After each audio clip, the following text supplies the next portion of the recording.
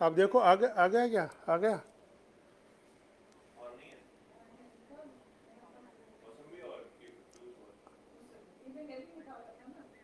हाँ हाँ, लाइव तो हो रहा है मेरे को।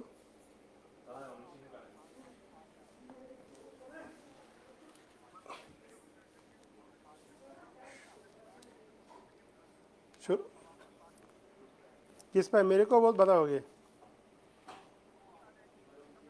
Okay okay okay okay okay okay okay, ठीक है। कार्तिक, कार्तिक, मेरी एनक दे दो। मीने, मीने, अच्छा मी कहते हैं।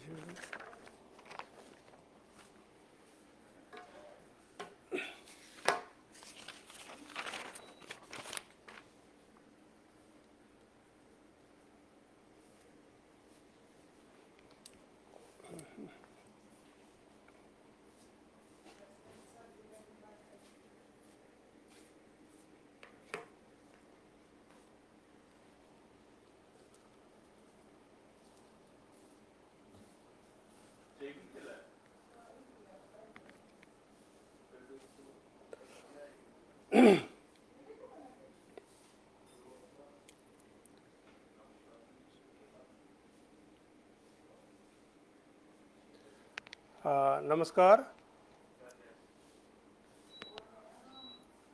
मेरा नाम काशी अखून है। मैं कश्मीर का निवासी हूँ। कश्मीर में डिस्ट्रिक्ट कुपवारा के, मैं एक ग्राम हमारा था जिसका नाम कारिहमा है, वहाँ का रहने वाला हूँ। यहाँ 90 के बाद में जब कश्मीर में टेररिज्म हुआ था, तो उसके बाद में हम वहाँ से कश्मीर से विस्थापित हुए थे, और तब से मैं फरीदाबाद में रह रहा हूँ। सबसे पहले विस्थापित कब तक की इस टीम को मेरा हाथ जोड़ के प्रणाम, और उनको मैं बधाई दे रहा हूँ कि उन्होंने एक ऐसा प्लेटफार्म कश्मीरी विस्थापितों के लिए, उनके लिए उनके लिए जिन्होंने जो ये कष्ट कश्मीर में, जो टेररिज्म के विक्टिम्स हैं, जिनके घर में हत्याएं हुई हैं, उनको सुनने का और उनको बताने का मौका दे दिया है आपने इस प्लेटफार्म पर। आप लोग बधाई के पात्र हो। आज 12 जुलाई है, और कश्मीर के बहुत सारे इलाकों में आज के दिन में वहाँ पर वहाँ पर लोग कल की तैयारियां कर रहे होंगे, क्योंकि उनके लिए कल यौम शोहदा है। उनके लिए कल मार्टियर्स डे है। लेकिन कश्मीरी पंडितों के लिए कल का दिन यौम सियाह है। हमारे कश्मीरी पंडितों की हिस्ट्री में ये दिन एक काले दाग की तरह याद रहेगा। हमारी आगे वाली पुश्तें जो हैं, आगे आने वाले जनरेशन जो हैं, वो इस दाग को याद रखेंगे, इन जख्मों को याद रखेंगे। 1931 में कश्मीर में पूरे जैन के प्रांत जो था, यहाँ के महाराजा हरि सिंह थे। He was the sole ruler of the erstwhile जैन जम्मू एंड कश्मीर। आज का कश्मीर, पीओके और लद्दाख, अक्षय चिन, ये सारी गिलगित बल्तिस्तान, ये सारा एक ही प्रांत था जिसके महाराजा हरि सिंह थे। 1931 में एक दुर्भाग्यवश एक षड्यंत्र का शिकार कश्मीरी पंडित हो गए। अलीगढ़ मुस्लिम यूनिवर्सिटी से शेख मोहम्मद अब्दुल्ला, जो वहाँ पर पढ़ाई कर रहे थे, उनकी पढ़ाई पूरी होने के बाद उनको कश्मीर बुलाया गया। शेख मोहम्मद अब्दुल्ला वहाँ पर कश्मीर में एक षड्यंत्र के तहत उसने लोगों को जमा किया, लोगों को हिंदुओं के खिलाफ उकसाने का कार्य शुरू किया। इसके साथ ही पेशावर में एक अब्दुल कादिर नाम का एक बंदा था जो इस्लाम के धर्म का था, उसको वहाँ से अंग्रेज़ी शासन ने एक षड्यंत्र के तहत उसको वहाँ से कश्मीर लाया। कश्मीर में एक अंग्रेज़ अफसर था, उसके घर में उनको बावर्ची के रूप में रखा गया। बात कुछ और थी और भुगतना पड़ा किसी और को। अंग्रेज़ों को गिलगित चाहिए था। राजा से उन्होंने रिक्वेस्ट करी कि गिलगित का एरिया अंग्रेज़ों के हवाले कर दो। राजा ने मना किया। अंग्रेज़ों ने एक षड्यंत्र ऐसा रचा कि राजा को मजबूर करें कि हमें गिलगित का एरिया दे दें। उन्होंने शेख मोहम्मद अब्दुल्ला और इस अब्दुल कादिर और भी बहुत सारे लोग वहाँ पर इस षड्यंत्र में सम्मिलित हो गए। अब्दुल कादिर एक खानकाई मोहल्ला मस्जिद के साथ सामने एक दिन फ्राइडे के दिन वहाँ पर सब लोग नमाज पढ़ रहे थे। वहाँ पर उसको जो मुल्ला थे उन्होंने उनको स्टेज पर बुलाया और उन्होंने एक भाषण, ऐसा जहरीला भाषण कश्मीर में दे दिया जिससे कि सब लोगों के कान, सब लोग राजा के खिलाफ हो गए और उन्होंने राजा के खिलाफ लोगों को भड़काया। उनको कुरान के आयत उसने पढ़े वहाँ पर और उन्हें बताया कि यहाँ पर मुस्लिम आबादी है, एक हिंदू राजा यहाँ पर रह नहीं सकता है, वो हमारी हुकूमत नहीं कर सकता है, हम लोगों को इसके खिलाफ जहाद छेड़ना चाहिए। गौ हत्या कश्मीर में बंद थी, उन्होंने गौ हत्या को सही करार दे दिया और गौ हत्या के लिए वहाँ पर लोगों को उकसाया। इस चीज़ के साथ चलते चलते वहाँ पर ऐसा भाषण दे दिया, लोग उग्र हो गए। राजा के पास गवर्नमेंट ने ये बात जब पहुँची तो गवर्नमेंट ने अब्दुल कादिर को अरेस्ट किया, उनके ऊपर एक मुकदमा चलाया। अब मुकदमे की तारीख जो मुकर्रर की गई थी, उस तारीख पर वहाँ पर जितने भी लोग थे, वहाँ पर मुस्लिम समुदाय के लोग थे, जो राइटर्स जैसे जिन्होंने इस षड्यंत्र का साथ दिया था, उनकी तादाद धीरे धीरे बढ़ती गई। और जब भी कोई तारीख इनकी होती थी, जब भी कोई हियरिंग इनकी होती थी, on that day thousands of Muslims gather together and create law and order problems there. So government मजबूर थी, हियरिंग नहीं होती थी और 3, 4, 5 बारी ऐसा ही होता रहा। यहाँ से लोगों का समूह बढ़ता गया। जो शेख अब्दुल्ला, जो एक मुस्लिम पंथ के विचारधारा के थे, उन्होंने इसको ज़्यादा हवा दे दिया और अपने साथ लोगों को मिलाता गया। 13 जुलाई की बात है जब इसकी गवर्नमेंट मजबूर हो गई, उनने जेल में ही कादिर के खिलाफ वहाँ पर एक मुकदमा चलाने की बात करी, तारीख फिक्स किया।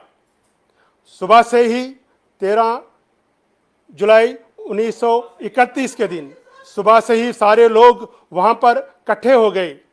एक हज़ारों की तादाद में तरह तरह के एरिया से, श्रीनगर से, अनंतनाग से और भी कहीं जो एडजेसेंट एरियाज से, वहाँ से लोग वहाँ पर एकत्रित हो गए और हज़ारों की तादाद में लोगों ने वहाँ पर अपना झंडा गाड़ दिया। किसी के हाथ में पत्थर, किसी के हाथ में लाठी, किसी के हाथ में कुल्हाड़ी और किसी के हाथ में ईंट, सब लोग अपने देसी हथियारों के साथ वहाँ पर जमा हो गए। जज साहब 1 बजे तक नहीं आए और लोगों ने वहाँ पर नमाज भी अदा करी। और जो ही जज साहब वहाँ पर आ गए, उसके साथ पुलिसकर्मी भी थे। जो ही उनने गेट खोला, लोगों ने नारे तकबीर, अल्लाह अकबर का नारा देके जेल को अंदर घुसने की कोशिश करी। उन्होंने पत्थरबाजी करी, उन्होंने आगजनी करी, उन्हें लूटमार करना शुरू किया। तो उसके साथ साथ ही वहाँ पर जितने भी पुलिसकर्मी थे उन पर पथराव हो गया। पुलिसकर्मी ने, मजिस्ट्रेट जो वहाँ पर थे, उन्होंने उनको समझाने की कोशिश करी, अनाउंसमेंटें करी, विद्रोह करना अच्छी बात नहीं है। बहुत सारे लोगों, बहुत सारी बारी उनको बोला कि आप घर चले जाओ, लेकिन लोग नहीं माने। लोग इतने आक्रोशित हो गए, उन्होंने वहाँ पर तहस नहस करना शुरू किया। नतीजन पुलिस को लाठीचार्ज करना पड़ा। जब लाठीचार्ज से भी लोग नहीं माने, पुलिस को वहाँ पर गोली चलानी पड़ी। पुलिस की गोली चलाने के बाद वहाँ पर कुछ लोग, कई लोगों की हत्या हो गई और बहुत सारे लोग जख्मी हो गए। ये लोग वहाँ से निकल करके आधे लोग हारी पर्वत की ओर गए। वहाँ पर महाराजा का किला था, उस फोर्ट को तोड़ने की कोशिश करी, लेकिन वहाँ पर भी पुलिस तैनात थी, उन्होंने वहाँ पर उनको भगाया। बहुत तादाद में लोग वहाँ से निकल करके सीधे महाराजगंज एरिया में आ गए और वहाँ पर वो एरिया हिंदू डोमिनेटेड एरिया था। वहाँ पर हिंदू बिजनेस कम्युनिटी रहा करती थी और वहाँ पर उन्होंने उन पर अपना अत्याचार करना शुरू किया। लूटमार, आगजनी वहाँ पर हो गई और लोगों को मारा। जहलम में लोग डूबने लगे और उन्होंने आगजनी शुरू कर दी और लेडीज़, जेंट्स जितने भी लोग थे उनके साथ उन्होंने वहाँ पर गदर मचा दिया। उसके साथ ही वहाँ पर जितने भी लोग थे उसके साथ वहाँ तहस नहस हो गया। कुछ ऐसे लोग भी थे वहाँ पर जो उनको बचाने की कोशिश कर रहे थे, लेकिन वो बचा नहीं पाए। कुछ ऐसे भी एक समुदाय वहाँ पर शीतलनाथ की साइड में गया और शीतलनाथ जो है वहाँ पर हिंदू कम्युनिटी के बहुत सारे लोग थे और वहाँ पर उन्होंने अपना वहाँ पर वही कार्रवाई, विद्रोह का, राइट्स का काम किया। लेडीज़ के साथ रेप हुआ, जेंट्स के साथ बेहरमती हुई, लड़के, बच्चों, बूढ़ों, जो भी इनको हिंदू के रूप में मिला उनके साथ बहुत बदतमीजी करी।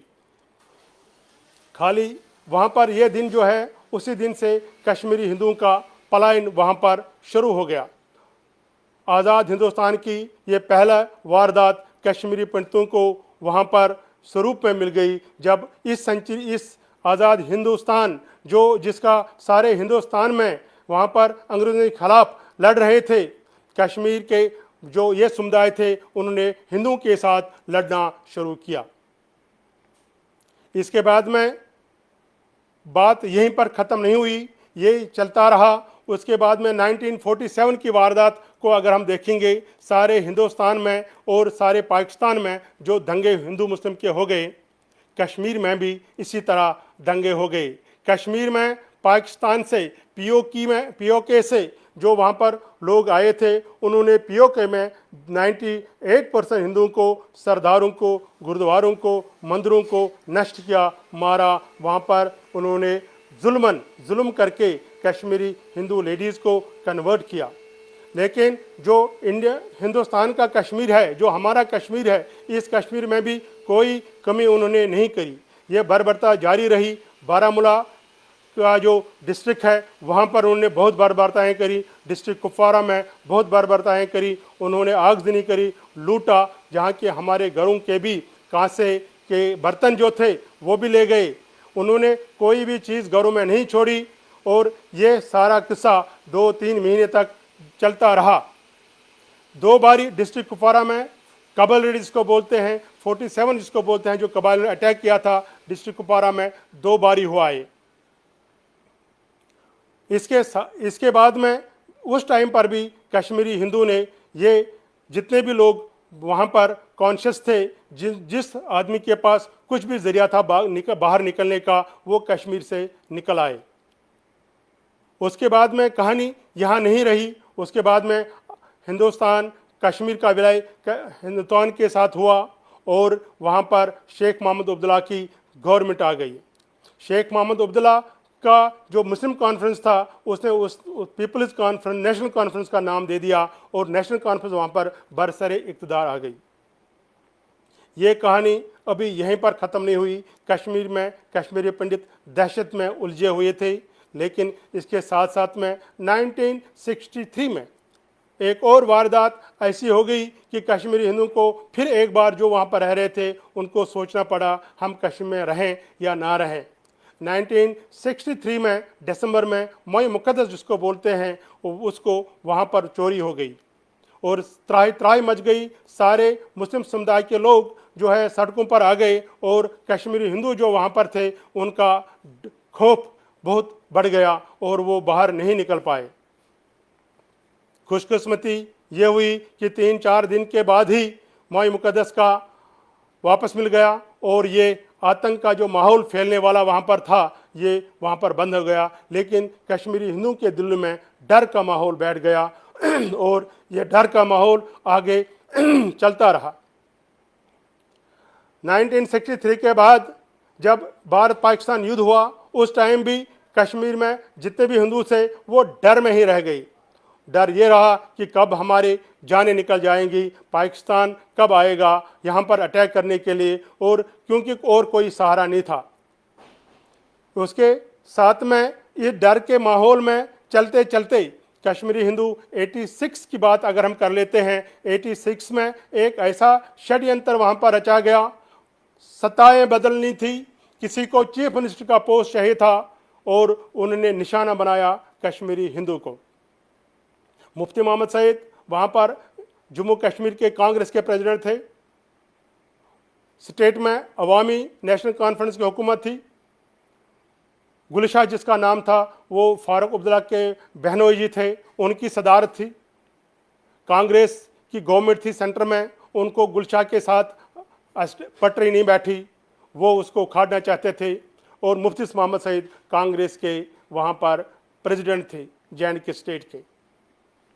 एक चाल के तहत कश्मीर में अनंतनाग डिस्ट्रिक्ट में दंगे कराए गए, हिंदुओं के मंदिर जलाए गए, हिंदुओं के घर जलाए गए, हिंदुओं के घरों में लूट मार हो गई, आगजनी हो गई। और इस त्राही से और इस जुल्म से सारे कश्मीर के हिंदू त्राही करने लगे और अपनी जान की परवाह करने लगे। कश्मीर पूरे हिंदू जहाँ जहाँ भी रह रहे थे उनको लगा कि अब पलायन का वक्त आ गया है, अब बर्दाश्त नहीं हो रहा है, अब यहाँ पर रहना मुश्किल है। वहाँ से उन्होंने इकानमी की कश्मीर की जो है जो रीढ़ की हड्डी थी, जो उनकी नौकरियाँ थी वहाँ पर भी छिन गई। उनका सोशल जो है शोषण होने लगा, इकोनॉमिक शोषण होने लगा, रिलीजियस शोषण होने लगा और जितने भी यातनाएं उनको लगी। अब ये फिजिकल असॉल्ट जब होने लगा तो ये कश्मीरी पंडितों के बर्दाश्त से बाहर हो गया। 1986 में ही कश्मीरी पंडितों ने, बहुत सारे लोगों ने जम्मू में और भी कहीं जगह पर अपना आशियाना बनाने की एक कोशिश करी, लेकिन थोड़ा माहौल शांत हो गया। और मुफ्ती मोहम्मद सईद को हम जिम्मेदार मानते हैं इस कांड के लिए। उसको सेंटर में बुलाया। हिंदुस्तान की सरकार जो कांग्रेस की सरकार थी उनने उनको दिल्ली बुलाया और उनको राज्यसभा का मेंबर बनाया, उनको यूनियन मिनिस्टर ऑफ टूरिज्म बनाया। तो वो जो इनको एक सौगात मिली वो दंगा कराने में, और वहाँ पर गुलशाह की हुक्म गिरा दी गई, वहाँ पर गवर्नर रूल लग गया।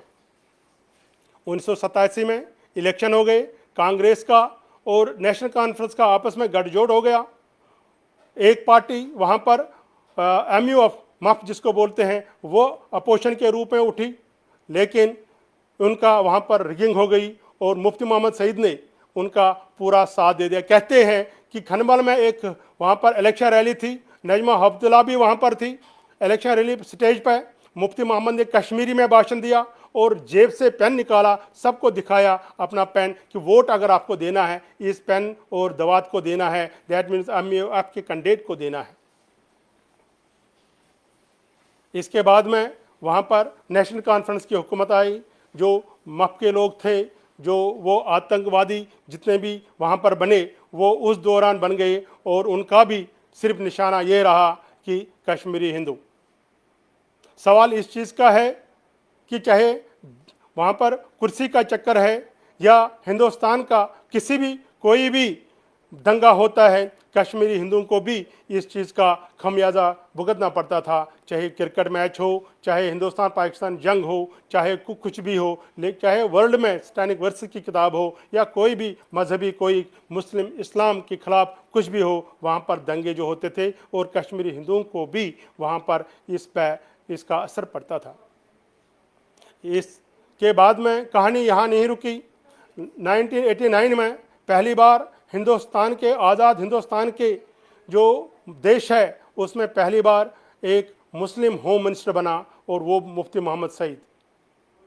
कुछ दिनों के बाद ही उसकी बेटी का तथाकथित अपहरण होता है और खूंखार आतंकवादियों को छोड़ा जाता है। एक पूरे देश को अपनी बेटी के कुर्बान कर दिया गया। कश्मीर में जितने भी लोग थे, कश्मीर में जो लोग मिलिटेंसी के खिलाफ थे, कश्मीर में जो लोग अमन पसंद थे, उनका दिमाग फिर गया, भाई ये क्या हो रहा है। उनको भी नहीं समझ आ रहा है सेंटर क्या कर रहा है। और कश्मीर में मिलिटेंटों ने, जो जाहिल लोग थे, जो जहादी थे, उन्होंने जश्न कश्मीर मनाया और इस तरह से इस दिन को कश्मीर की तारीख का एक अहम दिन माना जाता है, जो हमारी पलायन का बेसिक मुद्दा है। उसके बाद में कश्मीर का टेररिज्म बढ़ता गया, कश्मीरी हिंदुओं को निशाना बनाता गया। और ये एक दिन की बात नहीं है, ये सिर्फ लोग बोलते हैं 19 जनवरी को हुआ।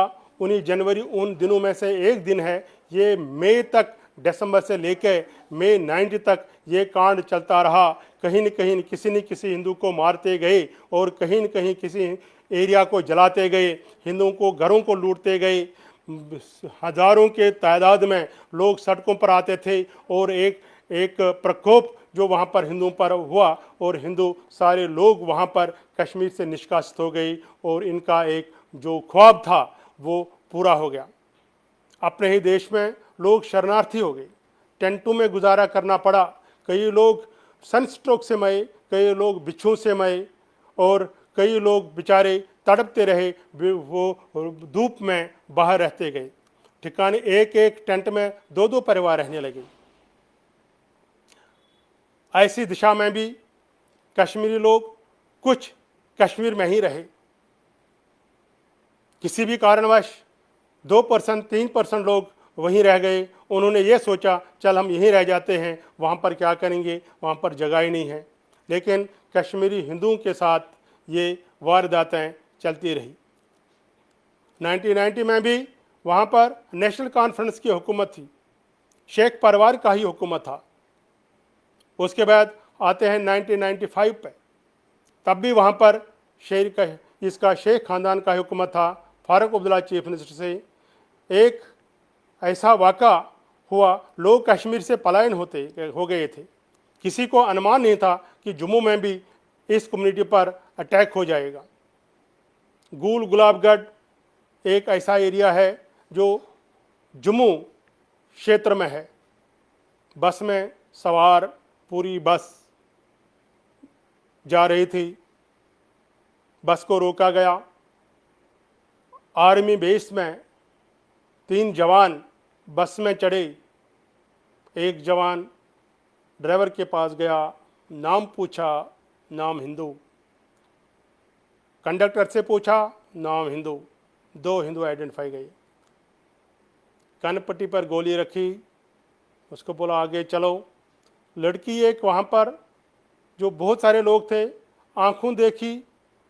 एक शाइजा नाम की एक लड़की है, वो बयान कर रही है कि उसके रोंगटे खड़े हो गए कि ऐसा क्या हुआ, ये कौन लोग हैं, ये कैसे आ गए। आगे चलकर पठान ड्रेस में 2 मुस्लिम और वहाँ पर आए।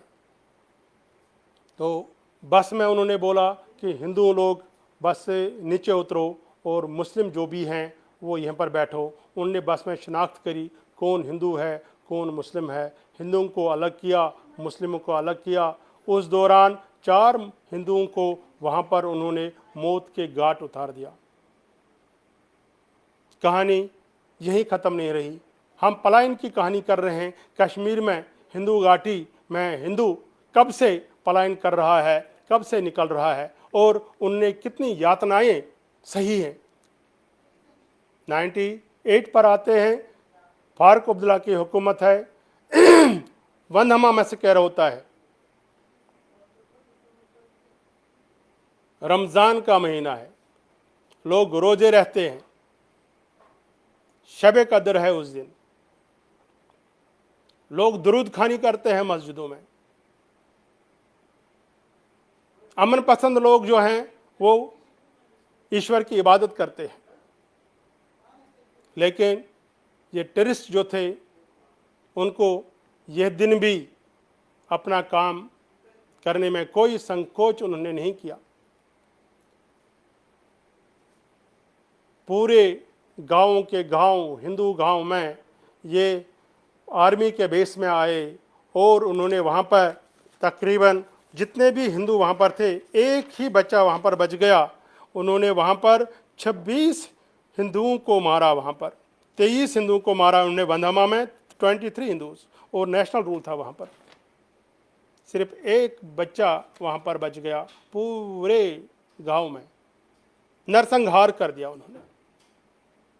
वजह हिंदू है, ये गैर मुस्लिम है। ये कहानी वहीं नहीं रुकी। परनकोट जो उधमपुर का एक एरिया है, वहां पर भी 26 हिंदुओं का नरसंहार हो गया। नेशनल कॉन्फ्रेंस का रूल था। 1998 फिर दोबारा चपनारी डोडा डिस्ट्रिक्ट में हुआ, 25 हिंदुओं का नरसंहार हुआ।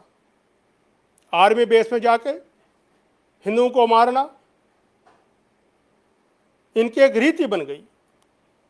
किसी की आंख नहीं खुली, देश देखता रहा, सोता रहा, देखता रहा, मौन रहा। किसी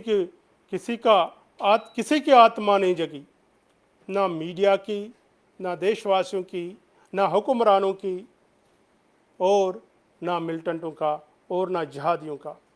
इंसानियत मर रही थी, हिंदू डर रहे थे। जितनी और इंसानियत मर गई, उतने ज़्यादा हिंदू डर गए। हिंदू मरते गए, लोग तमाशा देखते गए। 20 मार्च 2000 चिट्ठी सिंहपोरा में 35 सिखों का नरसंहार हो गया। तरीका उनका यही था, हम जी आर्मी में हैं, आर्मी बेस बहन करके सब लोगों को वहां पर मार दिया। ये कांड उनका नहीं, ये चलता गया। 2003 में नंदेमर्ग शुपिन के पास एक गांव है, वहां पर 24 हिंदुओं को मारा गया। इस टाइम वहां पर मुफ्ती मोहम्मद सईद की गवर्नमेंट थी, वो चीफ मिनिस्टर था। क्या कारण है कि कश्मीर में ये जितने भी 1000-1500 लोग तब तक रह गए थे, इनको भी उन्होंने बख्शा नहीं। पूरा 100% खाली कराना था। ये लोग कैसे रह सकते हैं यहाँ पर? इनकी जन्मभूमि थी, इनका देश था, हम सब वही थे। कश्मीरी मुसलमान वही थे जो वहाँ पर हिंदू था। अगर हम 500-600 साल पीछे जाएंगे तो ये सारे लोग हिंदू थे। लेकिन चूंकि अब वो हिंदू नहीं है, इसलिए जो हिंदू बचे थे तब से उनको मारना उनका धर्म बन गया। जितने भी लोग थे, अमन पसंद लोग थे वहाँ पर। मैं ये नहीं कहता हूँ कि सारे कश्मीरी लोग कश्मीरी मुस्लिम मिलिटेंट हैं, सारे कश्मीरी मुस्लिम जहादी हैं, मैं ये नहीं कहता हूँ। मैं ये कहता हूँ कि लेकिन जितने भी जहादी हैं वो सारे मुस्लिम वहाँ पर हैं। और जहाद के सामने, टेररिस्ट के सामने कोई भी अच्छा आदमी भी झुक जाता है, वो भी खतरे में पड़ जाता है। वो अपनी सलामती नहीं कर सका तो कश्मीरी हिंदुओं को कैसे बचाता? हमारे पड़ोसियों ने जब हम 90 में निकले, उन्होंने बोला कि आप निकल जाओ। जिन्होंने 1947 में हमारा संरक्षण किया था, जिन्होंने 94 में हमें सुरक्षा दी थी, उन्होंने बोला 90 में आप निकल जाओ, हम भी सेफ नहीं हैं, हालात ख़राब हैं। इसलिए ये जो कुछ लोगों की देन है जिन्होंने सारा कश्मीर को बर्बाद कर दिया। इसके पीछे एक मंशा थी पाकिस्तान की कश्मीर का विलय का, लेकिन हिंदुस्तान का एक अंश था वहाँ पर जिसको कश्मीरी हिंदू कहते हैं, ये हिंदुस्तान का अंश था। और उन्होंने सोचा इस अंश को यहाँ पर पहले ख़त्म करना पड़ेगा, तब हम इसको पाकिस्तान के साथ विलय करेंगे। 2003 के बाद 2007 की बात जब करते हैं, 2007 में भी वहाँ पर एक हिंदू घराना था जिसमें 2 भाई वहाँ पर रह रहे थे, 2 ही भाई थे वहाँ पर। उन्होंने सोचा था, वो नौकरी नहीं कर रहे थे, वो ज़्यादा पढ़े लिखे नहीं थे, ज़मीन थी उनके पास, उन्हें सोचा था कि हम यहीं रह रहे हैं। और उनमें से एक भाई को उन्होंने 2007 में टुकड़े किए, कुल्हाड़ी से उसके टुकड़े किए गए, और एक भाई पीछे खिड़की से भाग के वहाँ पर निकल आया, वो बच गया। और ये नरसंहार जो है ये अभी तक चलता रहा है। अभी रिसेंटली आपने उसका अजय पंडिता का देखा होगा, उसको भी उन्होंने वहाँ पर इसी कारण मारा कि वो हिंदू है। ये चिंतन का विषय है, ये सोचने का विषय है कि कश्मीरी पंडित क्यों कांटा है, इसको मारना क्यों उनका परम धर्म है, और देश चुप क्यों है। ये गाथा, ये बात समझने आती है। विस्थापित कब तक, जो टीम है उन्होंने जो ये ऑरल हिस्ट्री कायम करने का जो प्रोग्राम रखा हुआ है, ये सराहनीय है।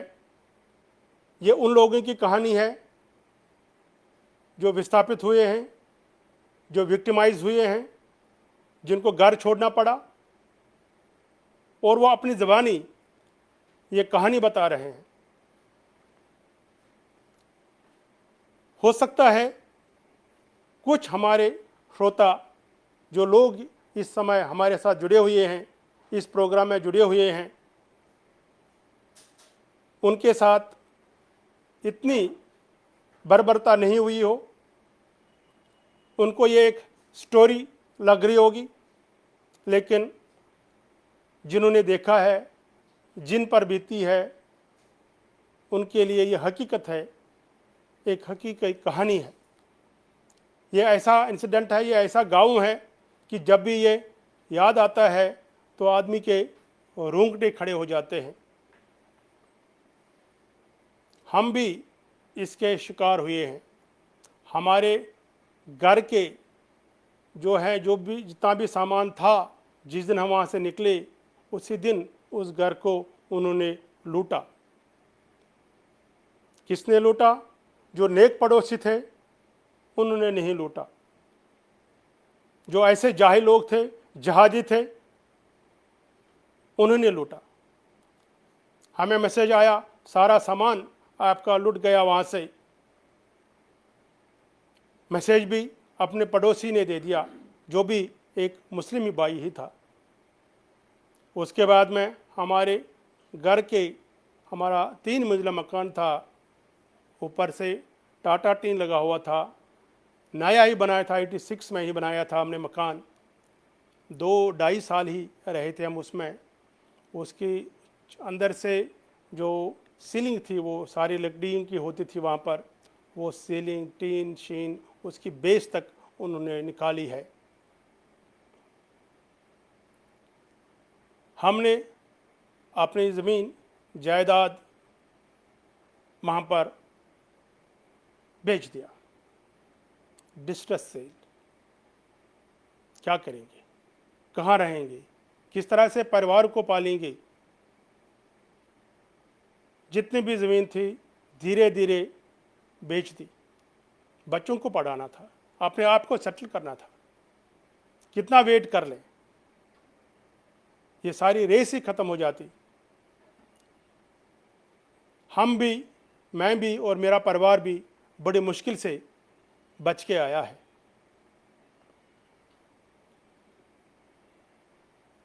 यकीन मानो तो अभी डॉक्टर सुषमा शाला, उनका हमने सुना, उन्होंने अपने पिताजी की जो वहाँ पर हत्या हुई थी उसके बारे में उन्होंने बताया। मैं अपने इलाज के यहाँ उन दिनों रह रहा था। वो और सुषमा जी का जो मकान था आपस में आस पास ही थे, बीच में एक सरदार का मकान था। काली बाग की बात कर रहा हूँ। मेरी पोस्टिंग सोपोर में थी, मेरी वाइफ की भी पोस्टिंग सोपोर में थी। जब हालात ख़राब हो गई, मैंने सोपोर का जहाँ पर मैं रह रहा था, जो मेरा मकान था, मैंने खाली किया था और मैं बड़ी मुश्किल से सोपोर से बारामूला पहुँचा। यकीन मानो उस दिन जान कैसे बच गई, अगर मैं वो बयान करूं तो मेरे रोंगटे आप भी खड़े हो जाते हैं। सोपोर में जुलूस निकला। हम सुबह बाहर निकले, देखा वहाँ पर हज़ारों के तादाद में लोग आ रहे हैं। आर्मी अनाउंसमेंट कर रही है कर्फ्यू लग गया है, लेकिन लोग चल रहे हैं, कोई चिंता नहीं, कोई परवाह नहीं। पाकिस्तान के झंडे पोलों पर लग रहे हैं और इंडियन आर्मी पोल के साथ खड़ी है, बंदूक हाथ में लेके है, लेकिन कोई फायर नहीं, कोई कुछ नहीं। आर्मी वहाँ पर खड़ी, अनाउंसमेंट जा रही है, लेकिन लोगों पर कोई असर नहीं। आगे चला, देखा कि आधा सोपोर खाली हो गया है, लोग निकल पड़े हैं। मैंने सोचा अब मैं क्या करूं। मेरी वाइफ भी वहाँ पर थी और मैं भी था, और जो लैंडलॉर्ड था वो भी वहीं था। हमने सोचा क्या करेंगे। बड़ी मुश्किल से आगे चला। पुलिस की जीप में, जम्मू कश्मीर के पुलिस के जीप में एक लेडी थी सामने, और बहुत बड़ा पाकिस्तान का झंडा उसके हाथ में था। मुझे लगा कि पाकिस्तान बन चुका है, मैं यहाँ पर फंस गया हूँ। बड़ी मुश्किल से टैक्सी अरेंज करी बारामूला के लिए। दोनों इनको गाड़ी में बिठाया, ड्राइवर को बोला कि ये बीमार है, हॉस्पिटल ले जाना इनको, और एक दोस्त को साथ में लाया, उसको भी, वो वहीं पर था, कश्मीरी हिंदू, उसका भी नाम था राजा, उसका नाम तो एप्को टेक्सटाइल का ओनर था वो। उसने बोला क्या करोगे, मैंने कहा बारामूला चलते हैं, तो आप भी साथ चलो। वो भी बैठ गया। जुलूस में फंसे। सामने बहुत बड़ा जुलूस था। जब हम काली बाग से पहले ही से बहुत बड़ा जुलूस था, तो हमने सोचा क्या करें। मैंने इनको बोला आप उतर जाए, और उनको बोले कल श्रीनगर में अटैक हुआ था, मेरे फादर की डेथ हो गई थी, ज़रा इससे उनको हमें रास्ता मिलेगा। लेकिन जो जो जुलूस आगे आता गया, दोनों में से कोई नहीं उतरा, मैं खुद ही उतरना पड़ा। एक मुसलमान का रूप धारण करना पड़ा, और उनको ये बोलना पड़ा कि मेरे वाइफ की फादर की डेथ हो गई कल, अश्तरे तो अशवारमुल गसन ठीक है, खबर सो आशा जिंदना आशा, और ऐसी बातें उनसे शेयर करी जैसे कि उनको पूरा यकीन हुआ कि ये मुस्लिम ही है।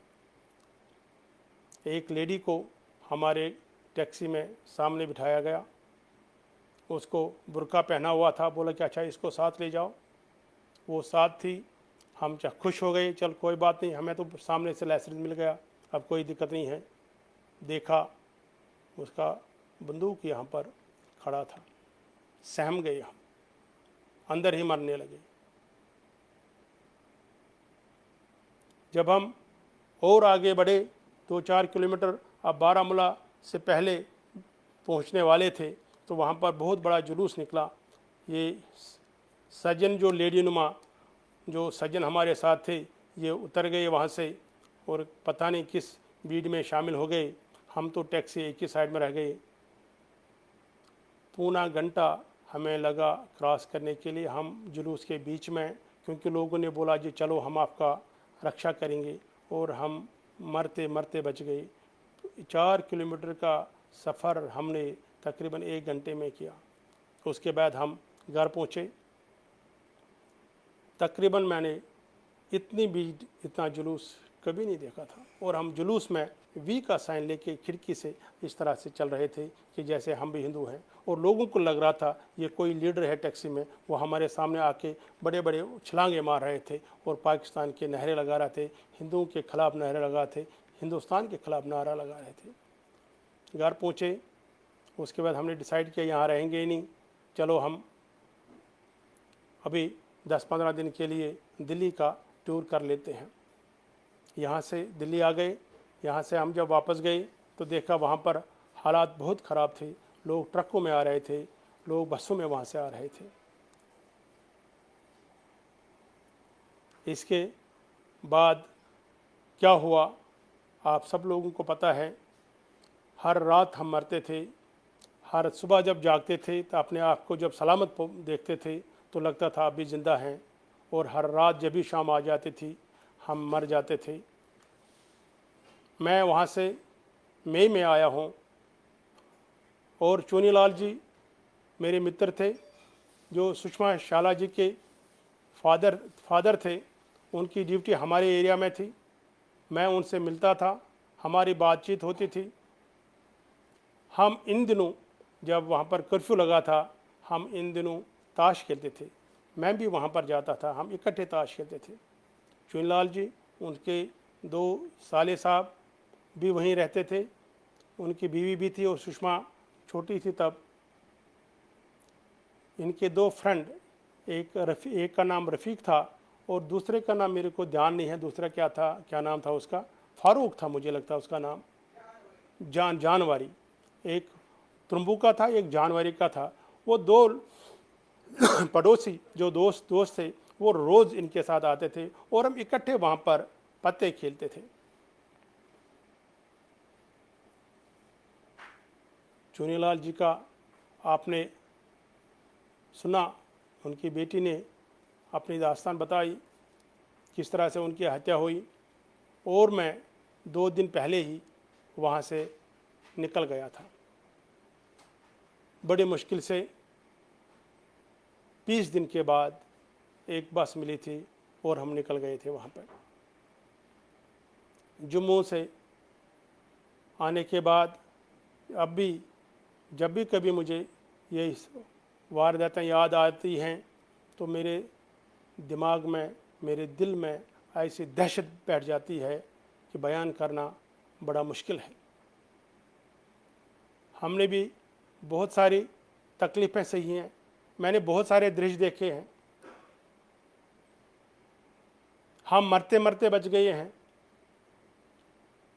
हमारे ऊपर एक दिन इतना पथराव हो गया और हम दोनों ऑफिस में बैठे थे, हम निकल गए। हम बस में जाने की सोच रहे थे, जो उनसे सामने फायरिंग हो गई, हमारे सामने बंदा मिल गया।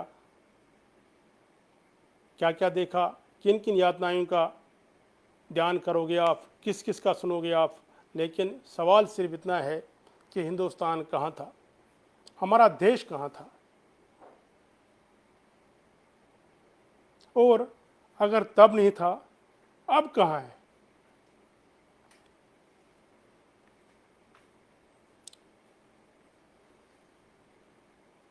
कितने घर उलझ गए, कितने लोग मर गए, कितनी बहनें विधवाएं हुई,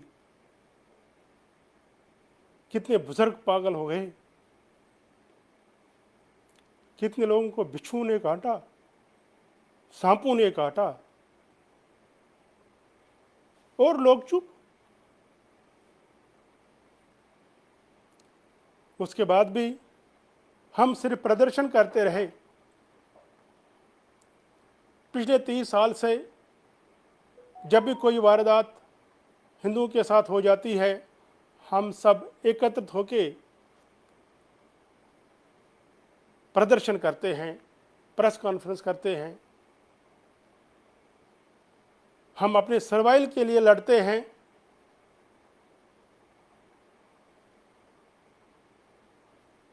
लेकिन ये चीज़ नहीं रुकती है। हमारे साथ अत्याचार वैसा ही है जो 30 साल पहले हुआ था। जो लोग जम्मू में रह रहे हैं, जो लोग कैंपों में रह रहे हैं, जिनके पास उतना साधन है नहीं कि अपने घर में रहें, क्या उनको रहने का कोई अधिकार नहीं है? उनके पास जो पहले टेंटों में रह रहे थे, जिनके पास करोड़ों की संपत्ति थी, जिनके पास 4-4 मंजिला मकान थे, वो लोग टेंटों में रह रहे थे और बड़ी मुश्किल से गवर्नमेंट ने इतना साहस दिखाया कि वहाँ पर 1 रूम टेंटामेंट्स बनाए वहाँ पर, और वहाँ पर इनको लगाया, वहाँ पर इनको रखा, और उनके बाद भी उनकी देख रेख नहीं हुई। वो जो 1 रूम टेंटामेंट के लिए बनाए हैं वो भी गिर रहे हैं, उनकी भी कोई देख रेख है नहीं, और जो बाकी लोग हैं वो भी वैसे रह रहे हैं। आखिर हम कब जागेंगे? कब तक हम विस्थापित रहेंगे? कब हमारा भी, कश्मीरी हिंदुओं का भी कुछ होगा?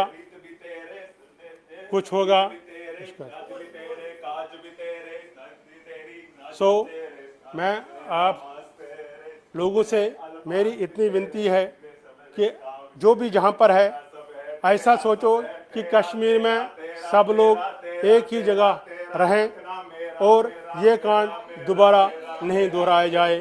नमस्कार, धन्यवाद आपका, बहुत बहुत धन्यवाद। आप मेरे साथ रहे हैं, आपने हमारी गाथा, मेरी गाथा सुन ली, आपका बहुत बहुत धन्यवाद।